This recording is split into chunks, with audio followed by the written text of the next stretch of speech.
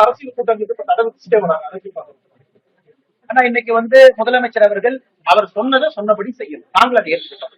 நீங்க உயர் நீதிமன்றத்துல சொன்னீங்க எல்லா அரசியல் கட்சி கூப்பிடுங்க, எங்க தலைவர் அதுல பங்கேற்பாங்க, நயினார் அவங்க அதுல எஸ்ஓபி பத்தி பேசலாம்னு சொன்னீங்க, பேசுங்க.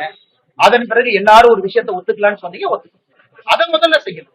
இன்னைக்கு உதாரணத்துக்கு 12ஆம் தேதி எங்களுடைய மாநில தலைவர் நயினார் நாகேந்திரன் அவர்கள் மதுரையில யாத்திரை ஆரம்பிக்கிறாங்க. தேசிய தலைவர் ஐயா நட்டா அவர்கள் மதுரைக்கு வர ஒரு குழப்பம் தான் இருக்கு. பர்மிஷன் கொடுக்குறாங்களா, பிரச்சனை இல்லை. எல்லாருக்குமே அந்த கிளாரிட்டி தேவை.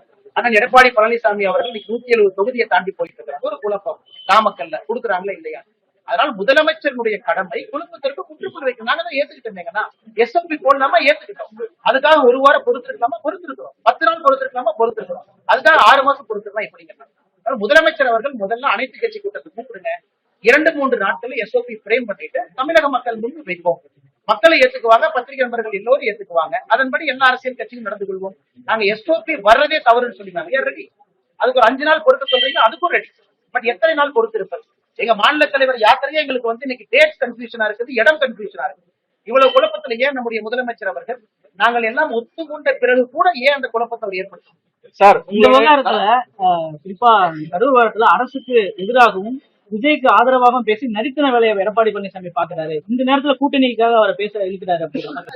எதிர்கட்சி தலைவர் அவர்கள் வந்தாங்க, பார்த்தாங்க, பேசினாங்க. என் கருத்து எல்லாமே வச்சோம். அண்ணன் டிடிவி அவர்கள் கருத்து வச்சாங்கன்னா எல்லாமே மக்கள் மன்றத்தில் இருக்கு. அண்ணன் டிடிவி அவர்கள் ஒரு நெருங்கிய நண்பர் எனக்கு. அண்ணன் சொல்லியிருந்தாங்க, இந்த மாதிரி நான் பேசிய சில கருத்துக்கள் கூட அண்ணனுக்கு ஏற்புடையது இல்லைன்னு. அது ஓகேனா, அண்ணன் தம்பி இடையில சில கருத்துக்கள் ஏற்புடையதாக இல்லாம இருக்கு, ஒன்றும் பிரச்சனை இல்லை. டிடிவி அண்ணன் மேல மிகப்பெரிய மரியாதை எப்பவுமே நான் தொடர்ந்து வைத்திருப்பேன். ஆனால் அண்ணன் அவர்கள் அந்த கருத்தை என்னை பற்றிய சில கருத்துக்கள் சொல்லி இருக்கிறாங்க. அது அவருடைய கருத்தாக தவறு கிடையாது. எல்லா கருத்துக்களும் மக்கள் மன்றத்தில்